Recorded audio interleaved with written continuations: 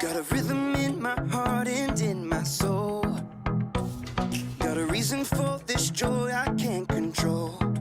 I wanna sing, I wanna dance, and give everyone a chance to hear about this endless love I know. Oh, what you give to me is not for me to keep. It's for the world to see your love.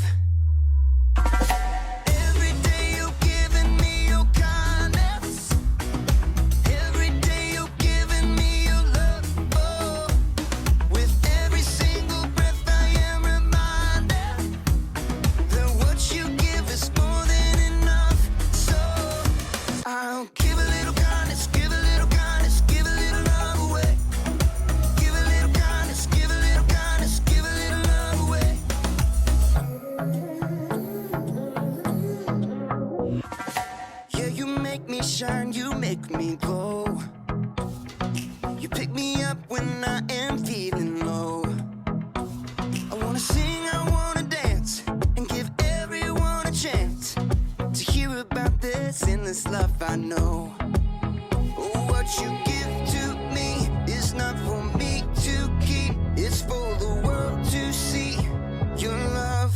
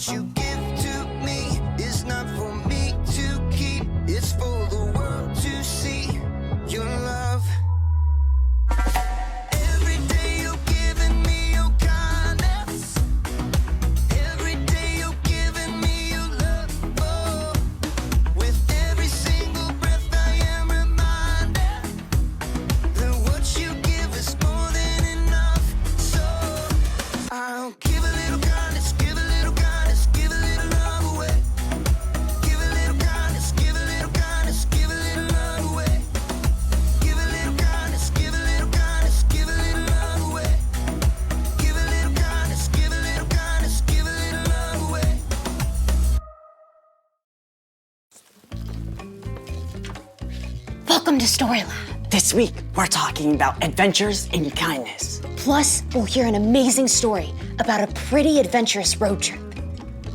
This way.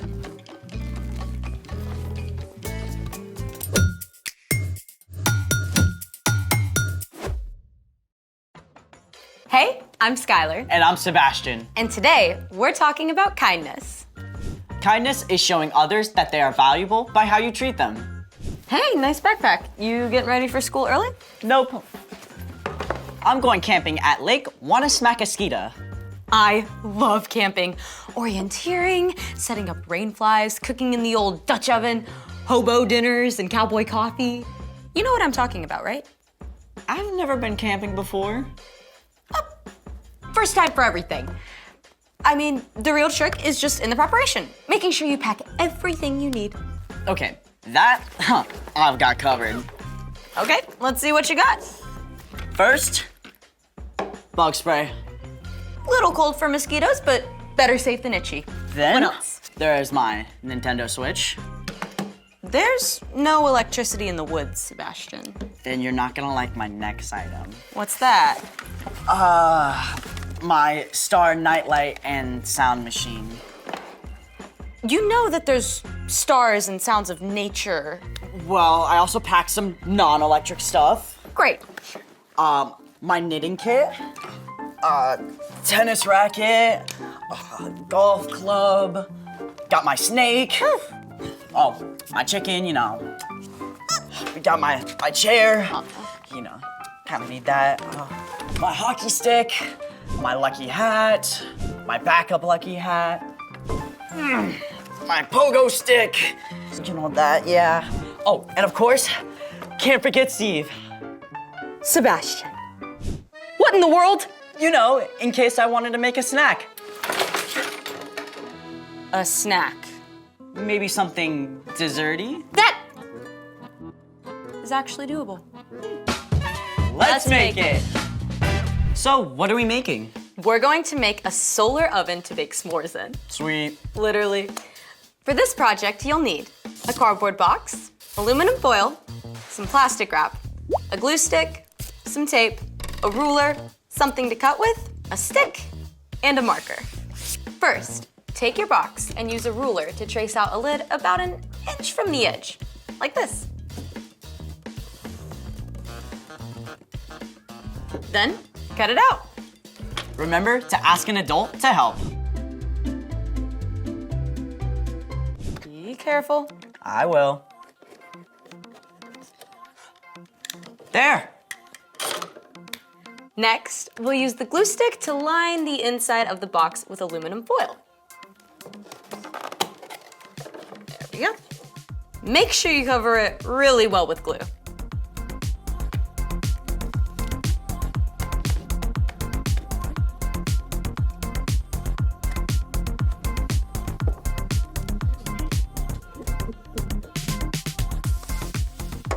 Okay, now we'll attach the aluminum foil to the inside of the box. Oh, like a real oven. The metal reflects the heat. You got it. Make sure the foil is as smooth as possible.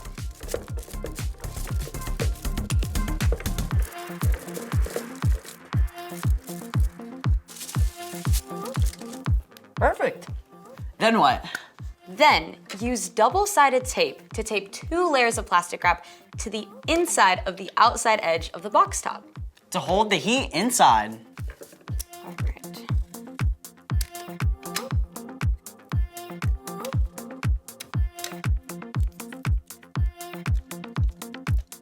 It's nice and simple.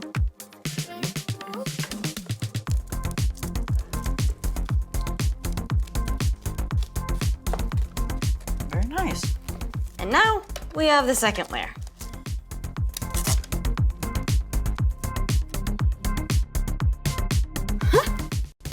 Do you like baking, Sebastian? To a certain degree. Oh boy. Incoming dad joke. And done. So, how do we plug it in? Kidding. We use the stick to hold open the lid so the sunlight bounces down into the oven. It's the sun's heat that warms up our s'more. Spoken like a camping pro.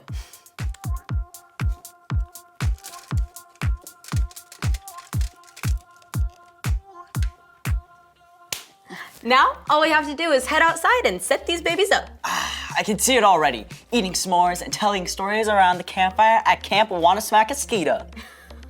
Speaking of stories, it's time for... The story before the story. Today, we're in the Gospel of Luke, the 3rd book of the New Testament. Luke wrote about the life and ministry of Jesus. We find Jesus doing what he does a lot, talking to people. Young and old, sick and healthy, powerful and not so powerful. And when Jesus spoke to people, he often used parables. A parable is a fancy word for story. More specifically, a story that uses things people know about to explain something about God's kingdom. One day, a religious expert showed up to talk to Jesus. This guy thought he was smarter than Jesus. Spoiler alert, he wasn't. And that's where our story starts. Take it away.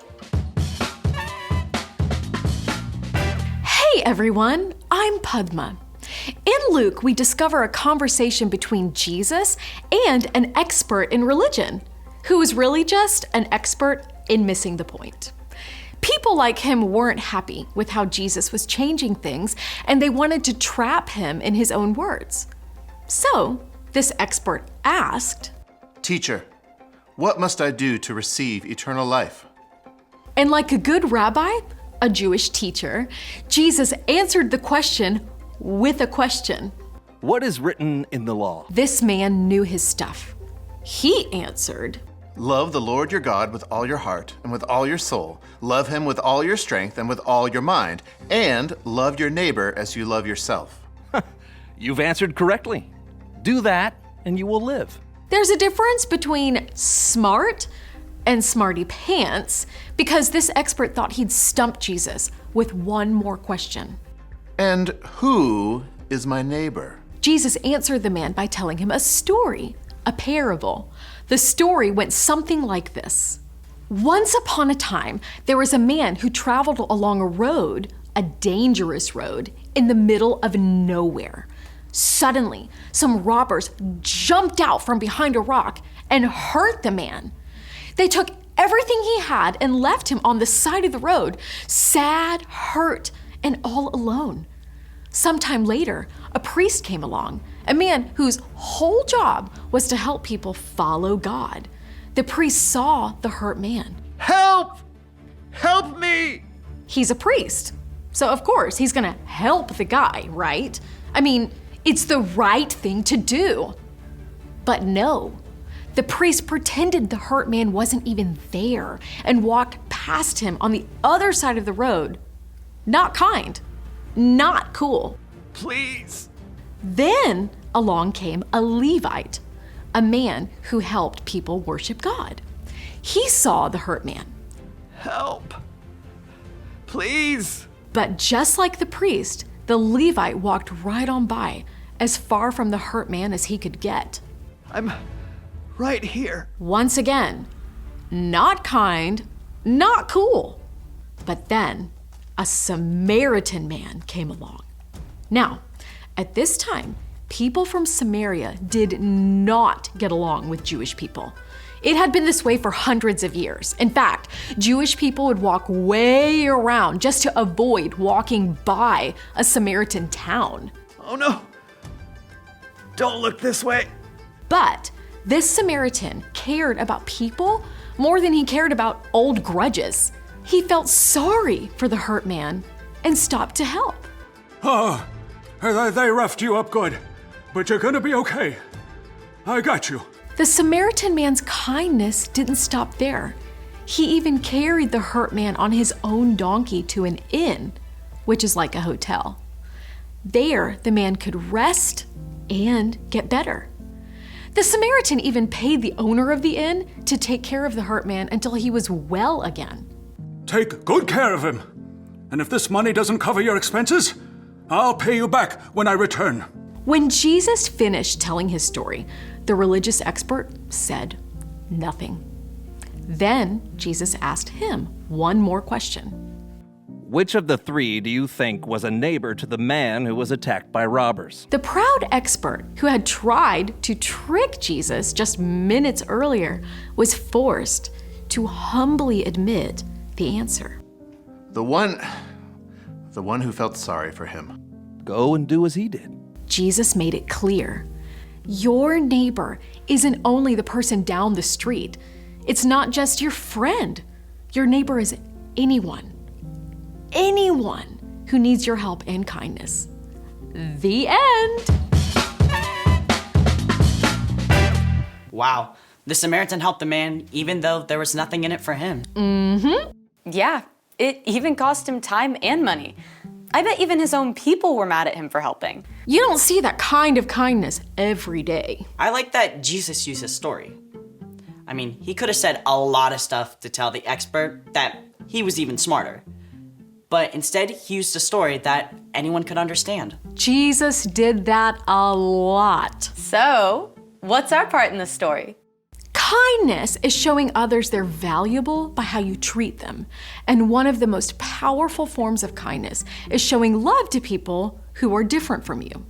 Like if there's a new kid who comes to your school from a different country or speaks a different language, you can ask them to sit at your lunch table.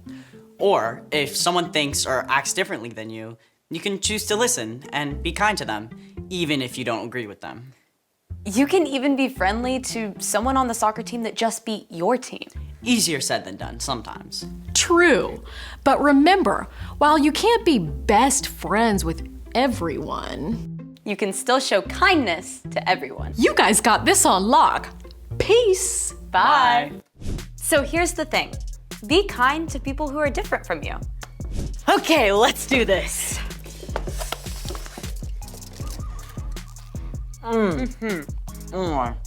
Well, the good news is that we have successfully baked s'mores in our new oven. So what's the bad news? We have also brought in ants. Wait! Are they on me? Are they on me? Thanks for joining us in the Story Lab. Seriously, do you see any ants? See you next time. Sebastian! Oh my. So good.